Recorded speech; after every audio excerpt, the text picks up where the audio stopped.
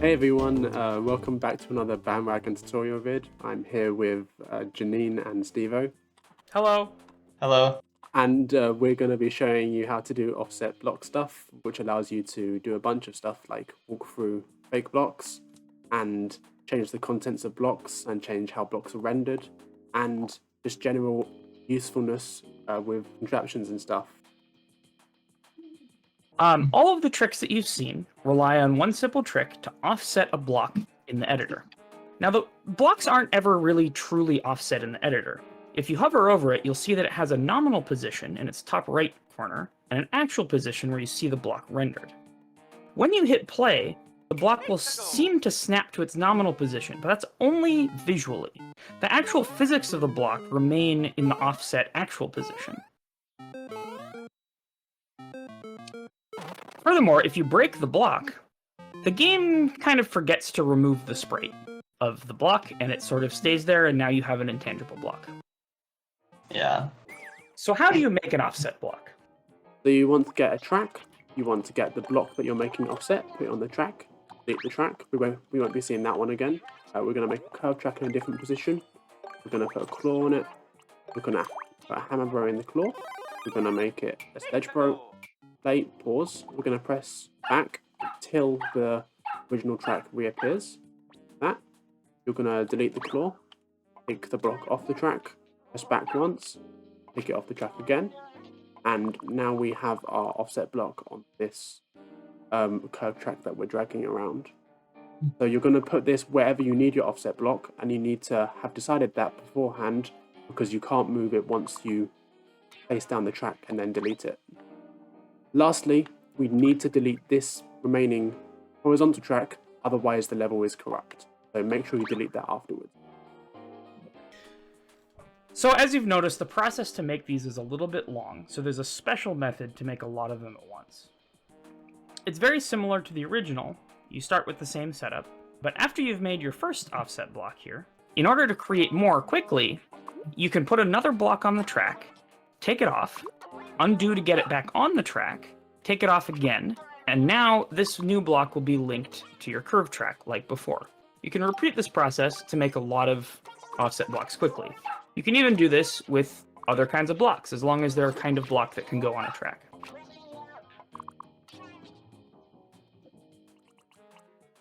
You can do a similar thing with anything that can go on a track, but if it's not a block, it might behave slightly differently. Like, for example, this bomb, when I drag my curve track, it snaps so that it's offset only vertically. And I have a bomb that is now half a tile above the ground if I were to place ground here. Yeah. Yeah. Once you've deleted your curve track, offset blocks are actually much safer than some of the other tech we've talked about. You can undo around them, you can delete them and then undo to get them back, though there's some caveats about that. However, the one thing that you cannot do with them is move them. They will snap back to the grid and potentially make your level corrupt, and CourseBot will delete it. So, if you need to move a section that contains offset blocks, make sure to delete all of the offset blocks first, then move your section, then recreate all of the offset blocks. An offset block's nominal position is in its upper right, as we've said before, and that actually has to be empty of any other blocks, or else your level will be corrupt. So if you were to put a ground block, a pipe, another block, even a coin in that spot, the level would be corrupt. And that's generally because the game expects there to be only one block in one spot, and this would be more than one block at the same coordinate. Since the block is offset, though, you are actually free to overlap it with other blocks or ground on any of the other three tiles. Specifically with ground and spikes, these can actually have the effect of spawn blocking the offset block, which means that the physics of the block simply won't load, but the block will render. This is the famous intangible block. A second way to make offset blocks intangible is just to destroy them. So if I destroy this hard block with my shelmet, It still stays there, it's rendered, but I can't touch it because it's not there anymore with its physics.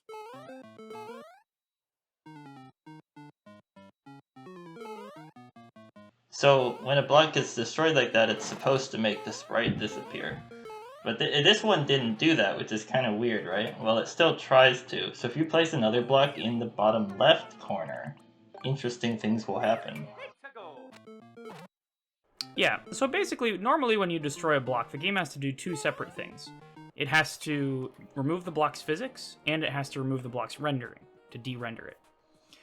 In this case, both of those kind of rounded to different coordinates, and the top right block got its physics removed, but the bottom left block got de-rendered instead. And this is how you make a block invisible.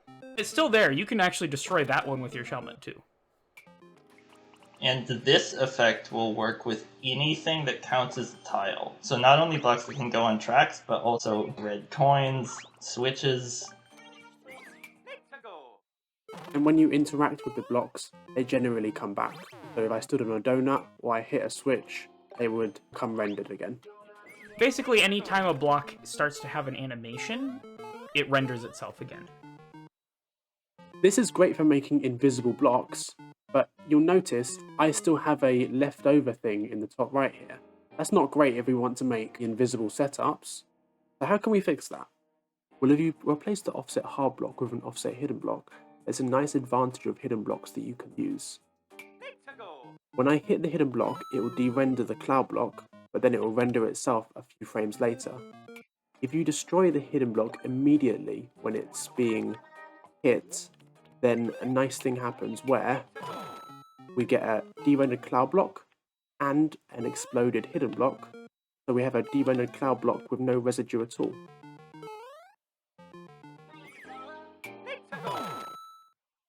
You can automate this by getting a spike ball and a bomb to do the work for you, and you can get rid of the note block by just making it think it's on a track. See our previous videos if you want to learn more about that. See, no residue. Now let's talk about some applications of offset blocks.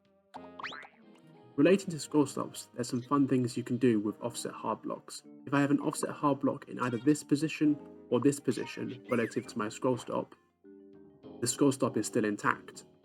So if I delete this and then walk towards it, we have a scroll stop. This gets around one of the fundamental limitations of Mario Maker 2, which is that scroll stops have to be solid. In this case, you can have a scroll stop with a gap in it, and you can make the gap bigger by doing it twice and having two offset hard blocks next to each other. So you could fit a spike ball rolling through that gap, you could fit a shell going through that gap, a Goomba walking through that gap. You could put a scanning column through that gap for teleporting, which is very useful because you can now teleport stuff, solid stuff, from outside a scroll stop to inside the scroll stop. Without breaking the scroll stop. Yeah. If I put my muncher here, we have our scanning column over here.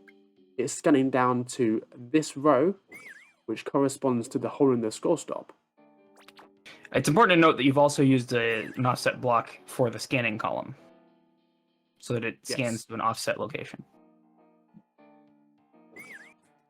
And that means we will scan through until we hit ground block here along our scanning row, which means despite our scroll stop here, we are going to get a muncher that appears right there.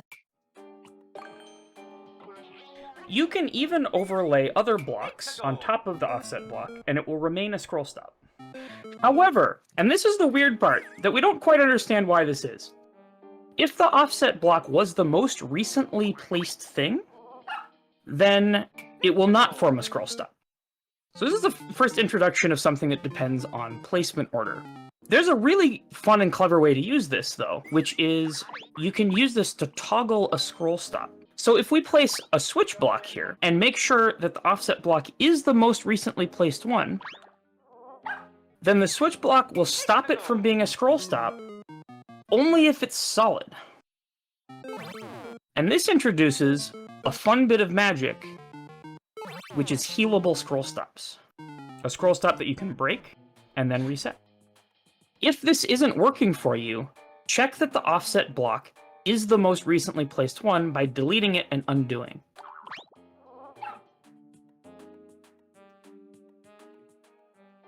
Offset blocks have another weird property that we call transference.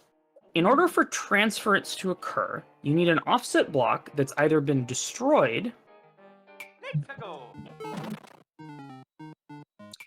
or been spawn blocked with ground or a spike.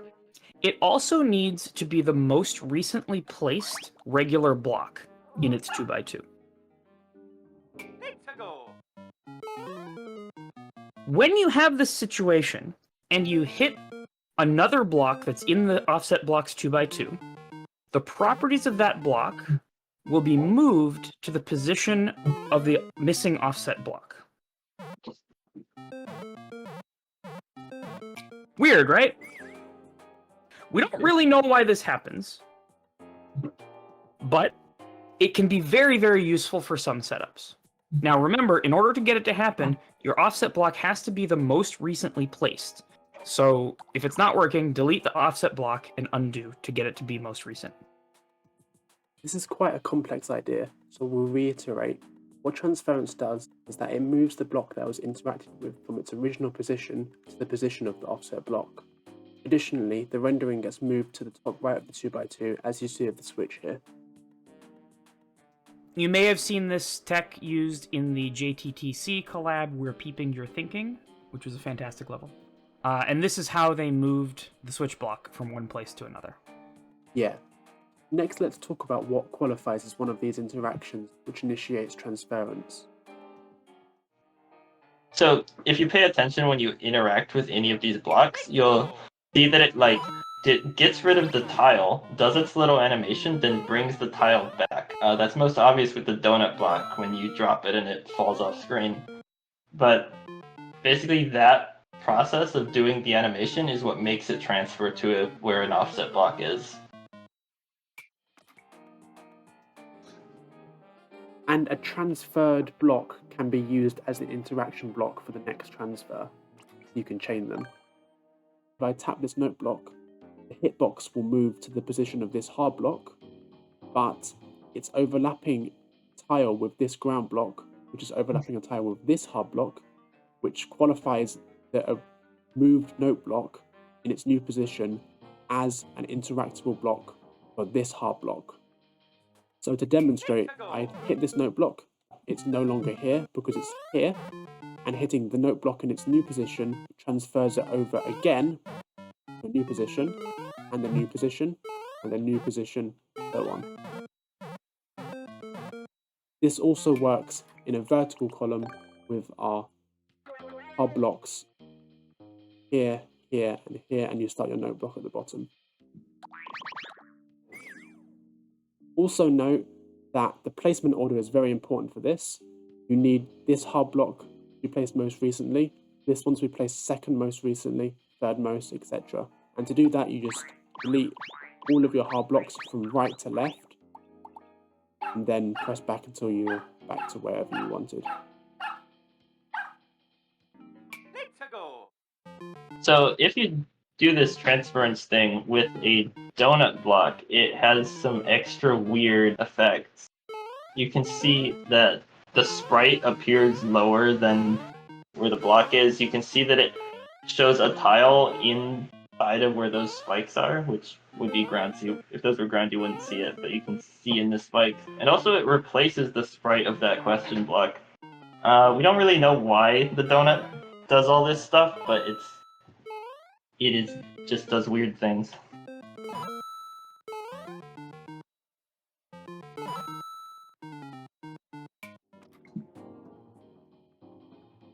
Another fun thing you can do with transference is make one block inherit the properties of another block. So there's a winged 1-up in the note block here, and if I hit the switch, it will transfer to the position of the note block. Hitting it again will switch the switch as you'd expect, but the item dispensing property of the note block will be retained. If you set this up right, it's even possible to duplicate the contents of a container block. And as a little side note, if you have a link power up, and use your sword to change the rendering position of an offset note block that's been transferred.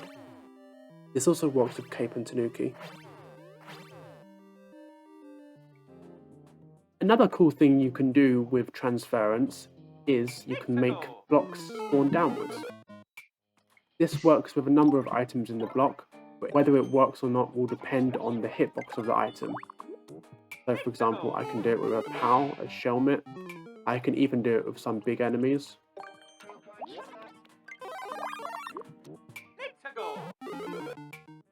However, power-ups won't work unless they are parachuted.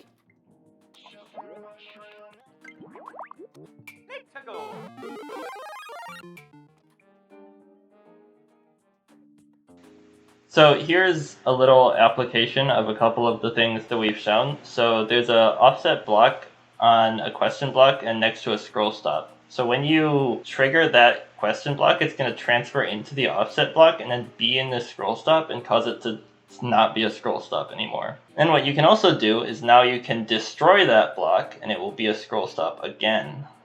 So that's a little other way to do a mendable scroll stop setup. A particularly useful way to use this tech is when you want to load the fourth tile past the scroll stop without scrolling the screen. This is quite useful if you have auto scroll or you just don't want to scroll the screen for your level.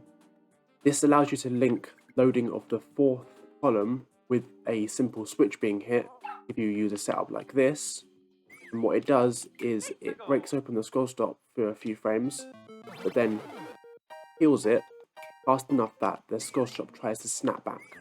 And what I showed there is that we've got a P-switch being hit on the fourth tile, and it gets hit based on the switch with consistent timing without the screen scrolling.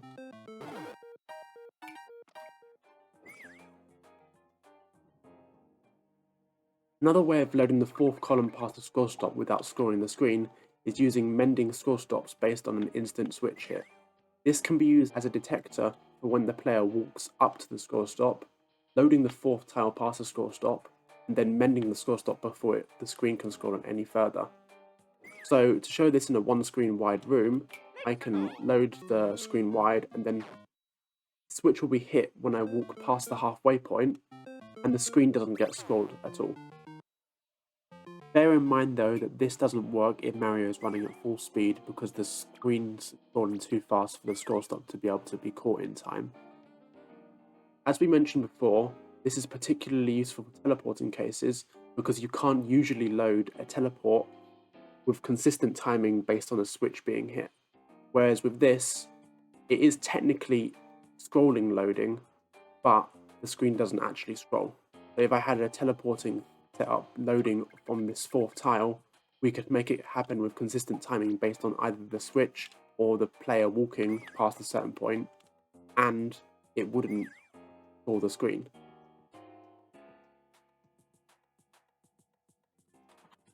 This next offset block method is advanced and you shouldn't do it unless you really need to or you're really trying to experiment with new tech. There is a very high chance you will corrupt your game and get it to delete the level file even if you think you're doing things right, as we have done multiple times in the past. Basically, what this allows you to do is offset any item, any amount. Okay, so you need a black hole, and there's a lot of tutorials you can find on how to make a black hole. But we have our black hole here, and what we're going to do is we're going to take some ground blocks, and we're going to start drawing ground blocks into the black hole. And as you can tell, it's placing a lot in that one spot. We need 2,600 ground blocks in that place, and even though we're placing them pretty fast, we have to wait like a full minute for this to happen. So we're just going to sit here and place blocks for a while. A few moments later. Okay, we are now over the critical mass of blocks. As you can see by my cursor moving one frame every 2 seconds, we are very laggy whilst we are hovering over the spicy ground block here, so try not to do that. Anyway, what this method allows you to do is offset any block by any amount you want. So you could do it with our blocks that we can normally offset, but we can do it by any amount we want. We can do it with doors, which you can't usually offset at all. We have got a claw here. Maybe we have a seesaw that we want to offset. But the gist is you can do it with anything. Anyway, so what you want to do is you want to select your things that you are offsetting, and you also want to select your spicy ground block. It's important that you don't play, pause, or go to the subworld between creating the spicy ground block and doing your offsetting method, because otherwise sometimes stuff tends to break. So what you're going to do is you're going to grab it, and it's going to do a really weird rendering thing. Yeah. And the positions that you see the blocks here now, that's the position that they're going to be in when I let go. So if I let go, it takes a while, it's thinking, and they move to that position. So when you do this, the game just kind of gives up on snapping things to the grid. And if you don't like this position, you can try again. But basically, this is trial and error until you get the right position.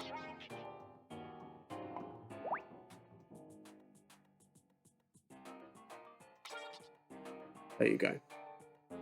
So after you're done offsetting your blocks the right amount, but before playing, pausing, or going to the subworld, you need to delete your black hole and your spicy ground block by just multi-selecting and deleting.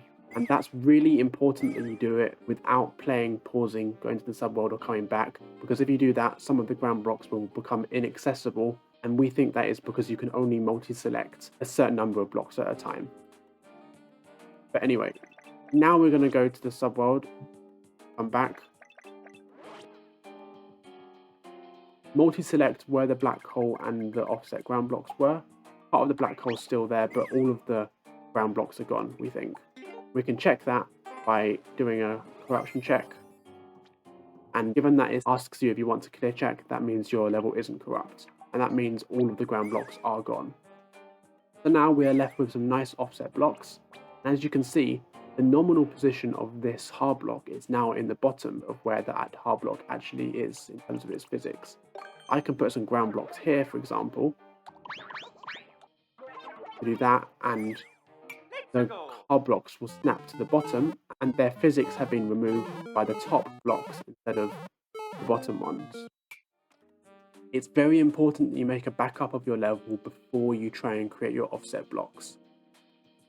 It's also very important that you do a corruption check afterwards to make sure some of your ground blocks haven't been left over in a way that isn't selectable.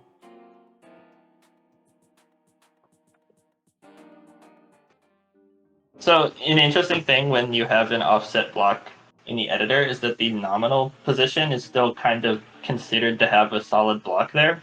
So cannons can stick to it if you place them there. And that's useful because the cannon is like on a wall, but it's not actually next to a block, so you can get it stuck to other things like launchers and other cannons. You can also use ground blocks to spawn block the hard block that we've used to turn this cannon sideways, which means it's stuck to this one way and nothing else. This is useful for flying machines and other similar stuff. Yeah. For this last piece of tech, we're going to show you how to create a scroll stop that intersects the end ground. Usually that isn't possible because the end ground isn't considered normal ground blocks that you can make a scroll stop out of, but using this tech, that's something you can do. It only works if the end ground is at its lowest height, and what you want to do is place an offset hard block half a tile above the bottom of the level, and then drag the end ground so that it intersects in the place where you want your scroll stop.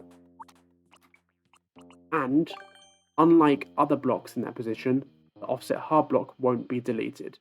That means I can create my scroll stop here, and this column is now a functioning scroll stop. I can show you that by just running up to it, and we now have a flagpole at the very right of the screen. Isn't that crazy?